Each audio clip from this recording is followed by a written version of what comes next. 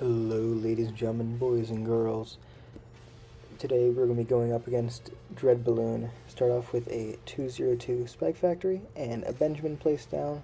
Technically, if you want to, you could get down a 302 Spike Factory before Benjamin, but you kill the boss so fast it really doesn't matter. Immediately upgrade it to a 302. Here you're going to see that I have it in regular speed. It's not sped up in the footage or anything, and that's because it's very fast. So get up a 420 embrittlement as fast as possible, and then we're going to be set targeting a 022 and then 032 Spike Factory so that it hits Dreadbloon but not the track. Then we're going to go for a 310 Mermonkey, who's going to be carrying our defense a pretty good bit. This guy does crazy damage, should be nerfed probably, but whatever, I'll use him while he's here.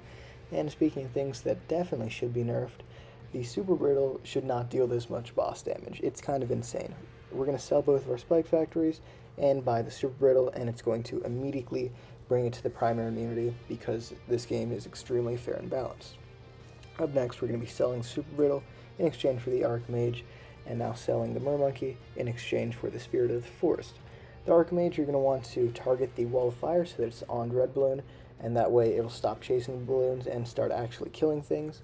And yeah, once you buy the Spirit of the Forest, things get a lot less hectic and fast.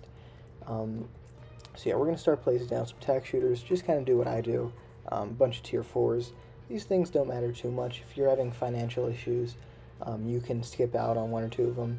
Just try to get the attack zone down, and my placement little 320 or 302. That guy, he's important for later. We're going to be building the attack paragon on that tile specifically, and so we have to place it before we get the Super Brittle.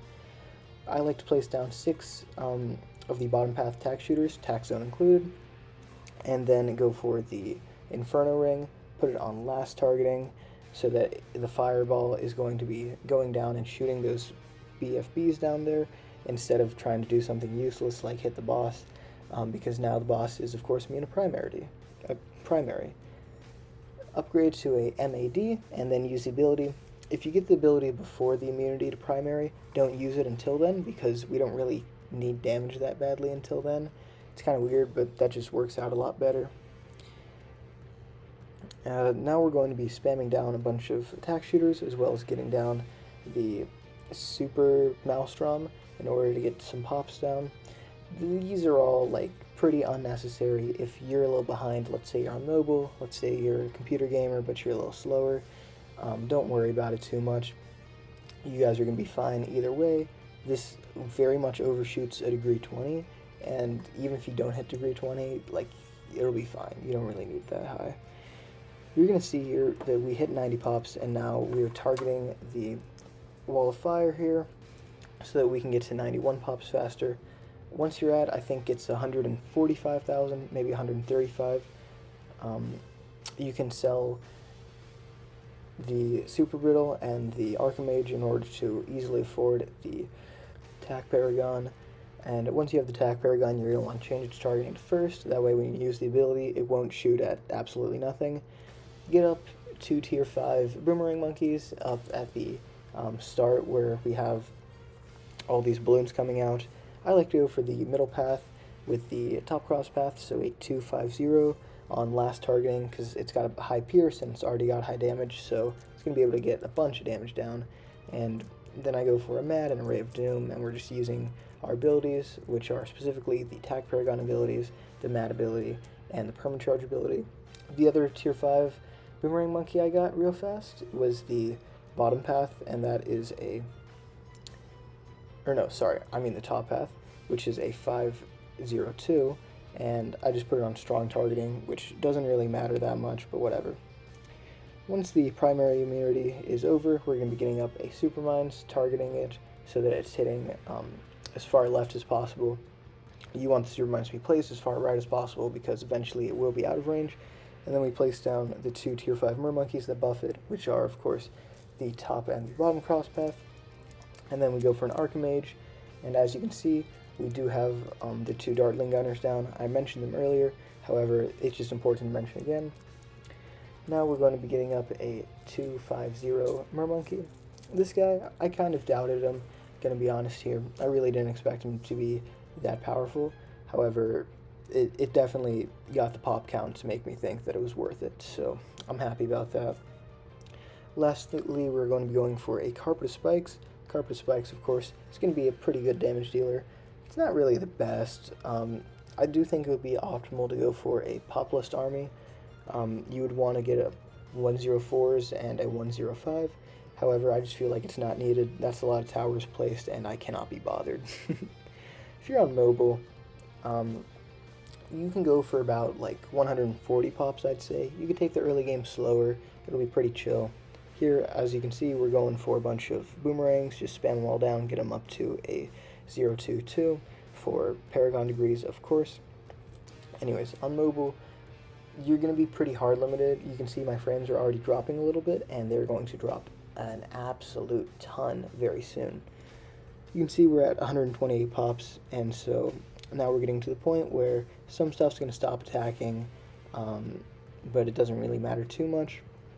Again, like, you know, the pop count you get at the end doesn't matter too much. You're going to get 140 very easily, and anything above that is kind of bonus. 160, of course, is what I got here, and it's very, very possible for you to do. I got it 4 times in a row before I got a video that I thought was high enough quality and easy to replicate.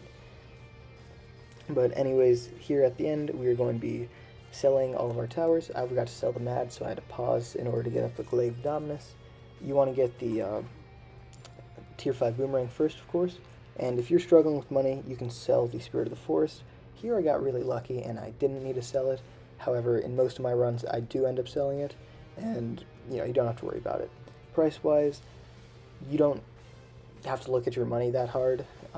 Honestly, I have done it once you hit 120 pops, and you're able to, no longer be immune to primary. That's a good time to sell everything. I get up a 205 Mermonkey just to help out with damage.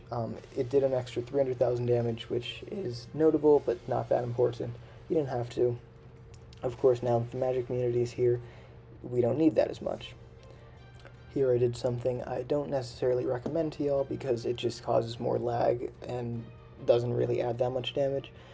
But I got down a bunch of attack shooters and a super brittle. You can get up the super brit if you want to, but the attack shooters, I'd say, were not really worth it. My game is lagging an absolute ton, and you guys aren't going to see it nearly as bad because it's sped up. However, in the 150s, you guys are definitely going to see it. It is definitely a noticeable thing. Definitely. Anyways, I go for a bunch of 022. I was saying definitely ironically there, by the way. I went for a bunch of 022s, and I realized that I'd placed down a Super Maelstrom in the top right-hand corner, which I shouldn't have done, and so I placed it in the bottom right-hand corner instead. I do have an Inferno ring inside of the top left-hand corner. That's just to gain pops. It's not that important. You guys should be able to hit 160 either way, but getting it down early, there's really no penalty for that. Once you have the money, you should be getting that guy down. Here we're lagging a bit. Honestly, if I were you, I would just, once I get to about 145, maybe 150, or honestly just 140, you could adjust where you place your Boomerang Paragon, like put it up higher so that you can get to 150 easily, and then just leave. It's really not that worth it to go for the attack Paragon. It kind of just adds a bunch of lag, and you get 10 more pops, but was that really worth the extra 3 or 4 minutes? Although that could be said about, anything past 120, because you can get to 120 in 5 minutes, or you can get to 160 in 15. So, the choice is yours. But if this video helped you out, be sure to leave a like, subscribe, leave a comment on what your score is, and if you struggle at any point, I can, let you know some safer things to do. Any advice you want, I got you. Any videos you want me to make, I can do. God, I don't know if I said it yet, but use code YOBOY, that's YOBOY. And you can see here I'm kind of messing around by selling these Paragons and adding a bunch of other stuff, hoping, hey, maybe I can get one more pop, but it's really, who cares about one more pop? That would take forever. So what we can say here is I strategically died. Alright, I hope this helped you out. Have a wonderful day. Peace out. See ya.